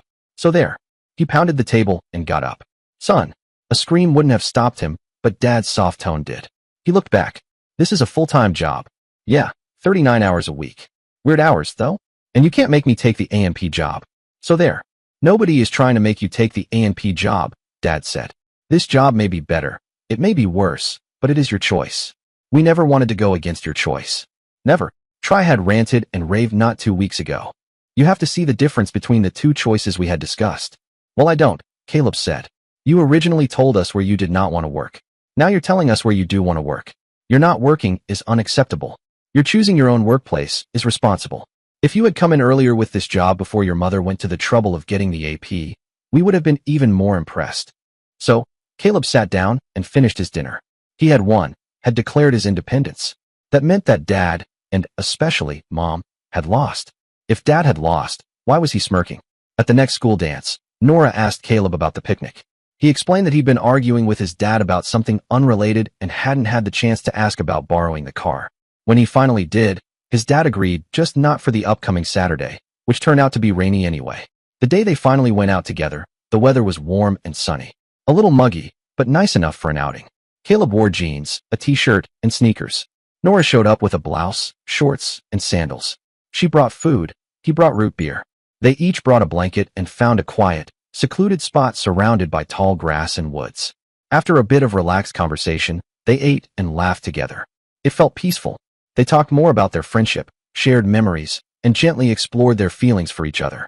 Caleb, clearly smitten, tried to express that he loved her. Nora paused and gently told him the truth. She really liked him, but she didn't love him, not in the way he wanted. She believed he still had feelings for Serena, his ex, and she didn't want to go further emotionally or otherwise unless it was mutual and sincere. Caleb was honest in return. He cared deeply for Nora but admitted there was still some confusion in his heart. Still, he promised to respect her boundaries. Nora told him he was one of the kindest people she knew. He asked her not to call him nice, not because it was bad, but because he felt it made him invisible in a way. She smiled, promised not to, and affectionately agreed to another kiss. They continued their day with quiet companionship. The breeze picked up, and they packed their things and headed back. On the drive home, Caleb asked if she'd like to go to the next school dance. Nora smiled and said she'd love to, adding that his call would be a nice excuse to talk more. When they arrived at her house, she leaned over and kissed him. Steering wheel or not, she still enjoyed being close to him. Caleb returned the kiss with warmth. They went to the prom together later and spent time talking and connecting, often late into the evening. Although they continued dating, Caleb knew they wouldn't go beyond what they already had, not because of lack of care, but because of respect and honesty. As the school year ended, Caleb began working at a hardware store. It was hard work and paid less than he expected, especially without tips. Still, he put in his hours and earned what he could. Nora started working too, and though their schedules didn't align often, they managed a movie night in the second week. Then one afternoon, as Caleb was stacking inventory behind a counter, someone unexpected walked into the hardware store. Serena. Out of the blue, Serena walked into the hardware store. Serena, Caleb said, why are you here? She held up her hand to show him a small screw. Phillips head, chrome finish. She followed him down the aisle to the right section. He thought he'd found the right package, and he showed it to her. You sure he wants a Phillips head? He wants one just like that. They have to match. Well, that's what you've got. He led her to the cash register.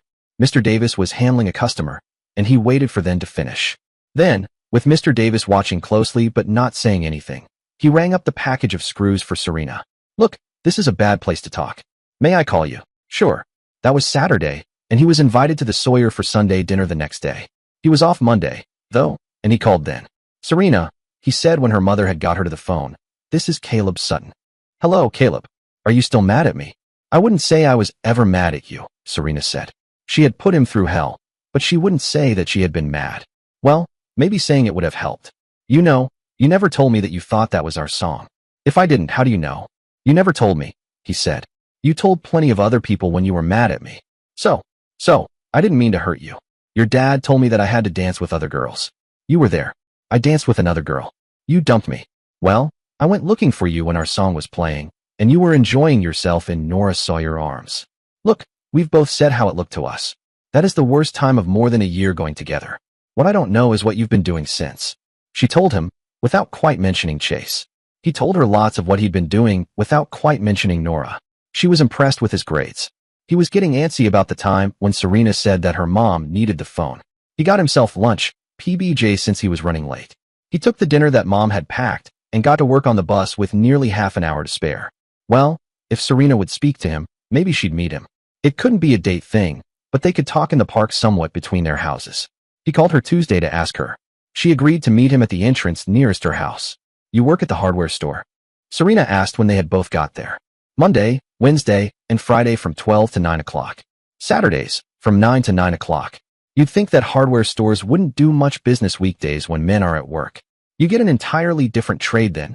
Carpenters, plumbers, and such who know precisely what they want. I'm only now learning to find what they need. He'd been learning, and he was fascinated by what he'd learned. Serena listened to him until he got scared that he was boring her, but she seemed interested.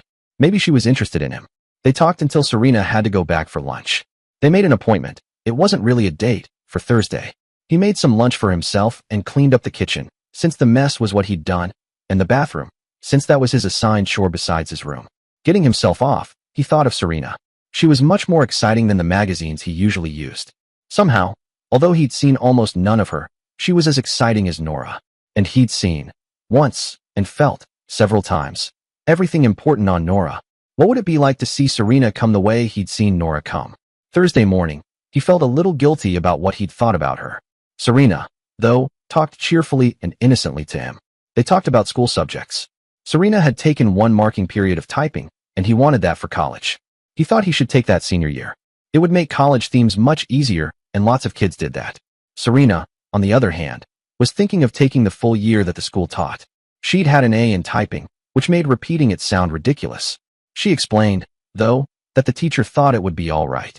Typing was a skill, like, he thought, basketball. All that doing it for a year would do was hone that skill.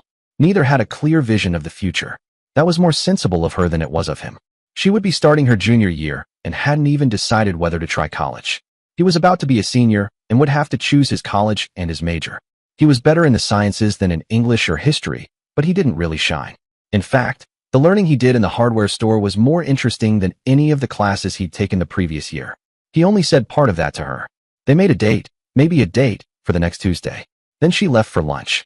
After his own lunch, he was in his room beating off. He tried to keep it to times when nobody else was in the house. He had exciting thoughts about Serena, and he tried to keep himself excited as long as possible before going to his peak. When he was near, though, the phone rang. He was tempted to ignore it, but the mood was spoiled. He went downstairs to get it. Hello, he said. Well, aren't you cheerful? Nora's voice came back. Did I interrupt something important? Mo, not at all. I called this morning, and nobody answered. This is my late shift, and I'm calling a half hour before I have to leave. What's wrong? Nothing's wrong, he said. I was out this morning, and it's none of my business where you were. Well, you're right. I was in Spencer Park. Oh, what was happening? Nora asked. He didn't really want to explain, but maybe she deserved to know. If he knew where things stood with Serena, he could have told Nora easily, but he didn't. Nothing much. It was a nice day, so I went for a walk. I stand around a lot at the store, but I don't really move much. They chatted a bit more before she had to head off to her job at the grocery store stocking shelves. Later, back in his room, he sat with a restlessness he couldn't quite shake. He tried distracting himself, but couldn't stop feeling agitated and directionless. Everything felt jumbled. He got through the rest of the week somehow. On Tuesday, he worried Serena might back out of their plan to meet. The sky looked threatening, gray, and heavy. He arrived early at the park entrance, waiting. Before 10 the time they'd agreed on Serena appeared. Because of the weather, most of the benches were empty. But soon, it started to rain. Can we move under the trees? Serena asked. He looked up at the clouds and wind. Too much risk of lightning. Want to come back to my house? No one's home. She hesitated, clearly weighing the decision. But eventually, she nodded and followed him. The rain came down harder before they got inside, and the real downpour started soon after. They sat in the living room, watching it come down through the windows. Her blouse was damp from the rain, and he caught himself remembering things he shouldn't. But he didn't say anything. Instead, he kept the conversation light, neutral.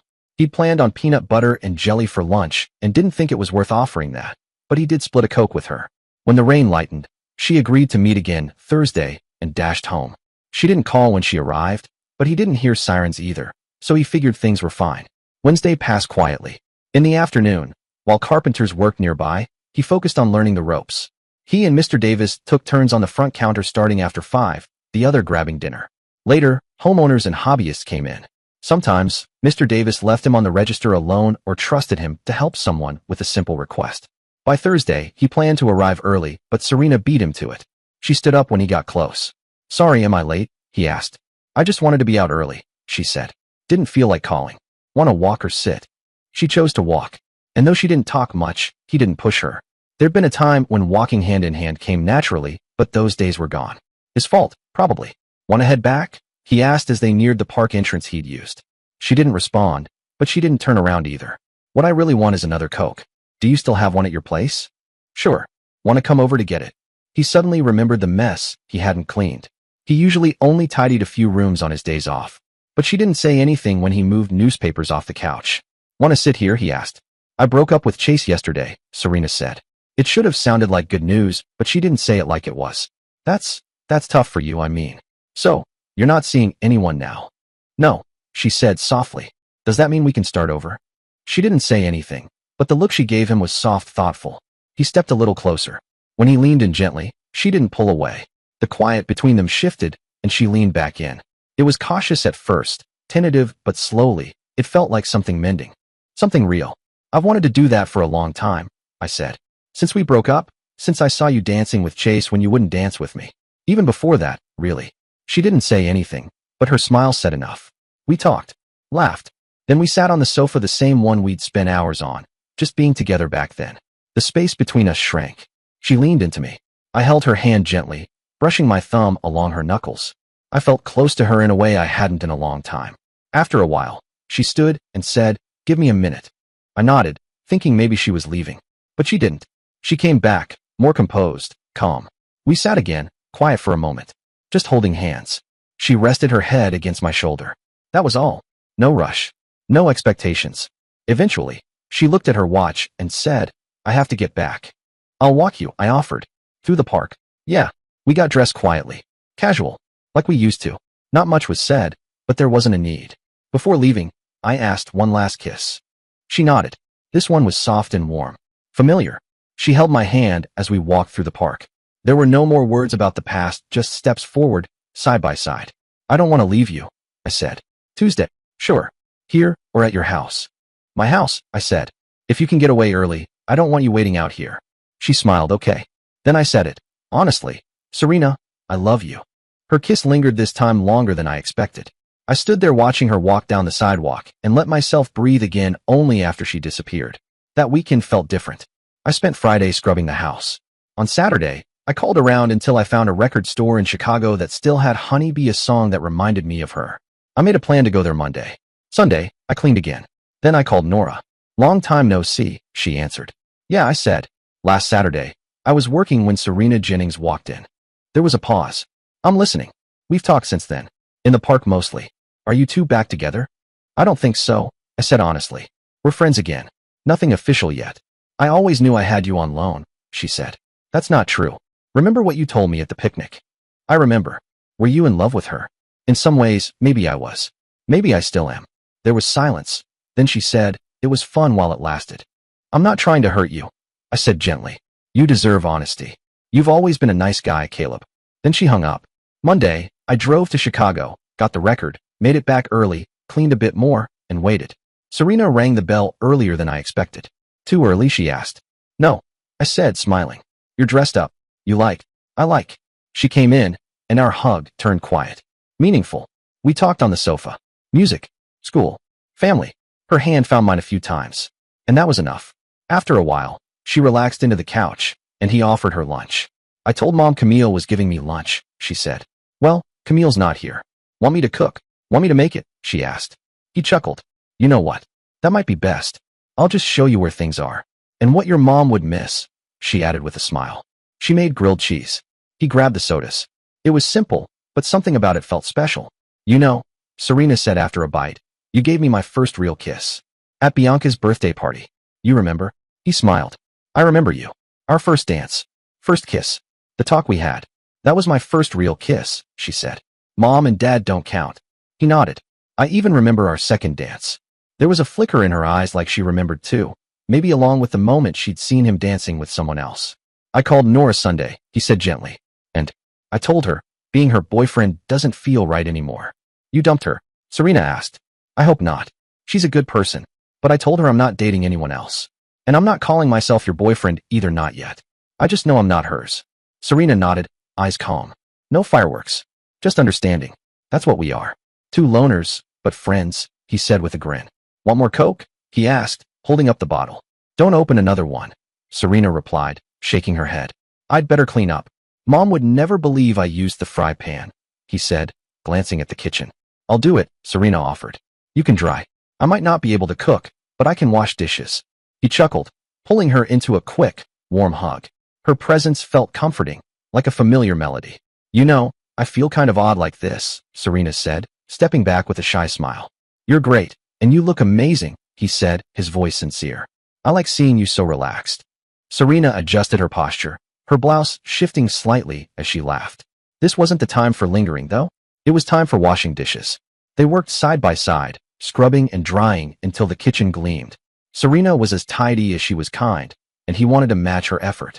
He washed his hands at the sink, determined to keep things neat for her. Then they shared a hug, her warmth against him feeling like home. He'd been buzzing with excitement for what felt like forever, and he didn't try to hide how much he enjoyed her company. She felt so good, so right, in his arms. He held her gently, resting his chin on her head, savoring the moment. With you, he said, even washing dishes is fun. They moved to the living room, where Serena sank onto the sofa, looking comfortable and at ease. He sat beside her, brushing a hand along her arm, feeling the warmth of her skin. He was in heaven, until she gently nudged him back. Just a minute, she said, sitting up. Instead of pulling away, she slipped off her jacket, letting it fall to the side. A moment later, she kicked off her shoes, settling back with a grin.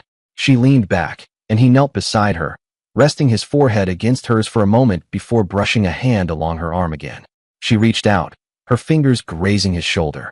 He thought about taking off his jacket to feel her touch more closely, but his hands were busy tracing the outline of her arm.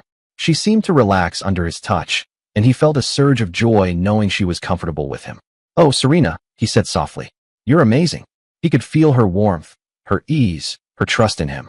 His fingers brushed her hand, and she squeezed his in return. Be gentle, she teased, her voice light. Oh yes. Tell me if I'm too much, he said, grinning. She was wonderful, vibrant, and responding to him in a way that made his heart race. She leaned into him, and all he could do was say her name, Serena. When she relaxed, he whispered, Serena, I care about you so much. He'd cared for her for so long, but in this moment, his feelings felt bigger than ever.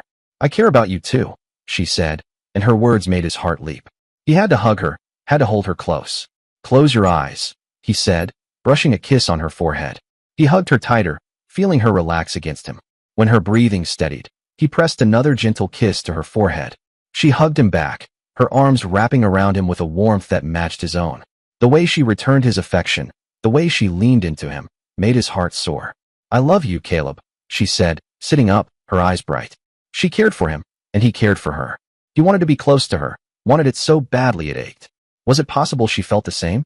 He thought of another friend who'd said she'd share a deeper connection if the feelings were mutual. Serena was different, though special in a way he couldn't quite explain. He had to ask, Serena, I care about you so much. Do you want to go up to my room? Then he froze, remembering his room was a mess. He'd tidied the living room and kitchen for her, but his bedroom? He hadn't had time. Did he even have the record he wanted to play for her? While he was lost in thought, Serena seemed to consider something. He couldn't tell what, but he held his breath, worried she might think he'd overstepped, or that she regretted coming over. She took so long to respond that he had to breathe again. I don't know where your room is, she said finally, a small smile breaking through. Relief flooded him. He took her hand and led her upstairs.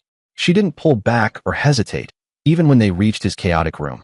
He quickly straightened the bottom sheet, and they shared a laugh. They hugged again, and he helped her settle onto the bed, tucking a blanket around her. He had something to show her. He rummaged through a drawer, pulled out a record, and fumbled to get it playing. When the music started, Serena's face lit up with a smile, the first since he'd suggested going upstairs. It felt like days had passed, though it had only been minutes. Other bees have buzzed around my hive, but none till you made me feel alive. Honey, I want you to be, bee. My honey bee. You should fly along with me. I want you for my honey bee. Honey, I want you to be, bee. My honey bee. As the song played, he sat beside her, brushing her hand. He started to shrug off his jacket, then paused, turning to face her. She looked at him, her expression soft but a little nervous. He leaned in, resting his forehead against hers, the blanket between them. They stayed like that, close and quiet, as the music filled the room. We, he said, grinning, make a great team. He settled beside her, their shoulders touching. They talked softly, laughing about the day, the dishes, the music. He was nervous, but his happiness outweighed his nerves. He leaned in, brushing her cheek gently. Serena, he said, I really do care about you. He held her hand, feeling her warmth.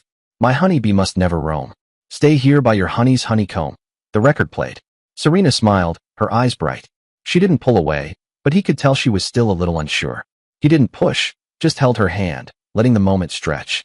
He leaned back, catching his breath. I care about you. You okay? I'm okay, she said, her voice soft but steady. She didn't sound overjoyed, but she wasn't upset either. A moment later, she squeezed his hand, humming along to the song. You should fly along with me. I want you for my honey bee, she sang softly. It might not have been as intense for her as it was for him, but she was still here, still sharing this moment. He joined in, singing back to her, Honey, I want you to be, my honey bee. He cared for her deeply, and he knew he'd want to share moments like this again. They were together, closer than he'd ever imagined. Problems might loom ahead, but they were problems for the two of them to face as friends, as something more. Dear listeners, please share your thoughts in the comment section below and don't forget to like, share, and subscribe.